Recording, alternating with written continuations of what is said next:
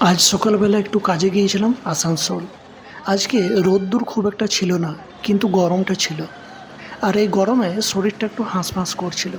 তখন মনে করলাম একটু কোল্ড ড্রিঙ্কস খাই। আর পরক্ষণেই দেখতে পেলাম আসানসোল বাসস্ট্যান্ডের কাছে এক কাকু আখের রস বিক্রি করেছে। তো ব্যাস, কোল্ড ড্রিঙ্কসকে ডিলিট করে আখের রস খেতে চলে গেলাম। এই গরমে আখের রস খাওয়া কিন্তু শরীরের পক্ষে খুবই ভালো। তো কাকুকে বললাম আমাকেও এক গ্লাস আখের রস বানিয়ে দিও। কাকুও সেই মতো বেশ পুদিনা পাতা দিয়ে এক গ্লাস আখের রস বানিয়ে ফেললো।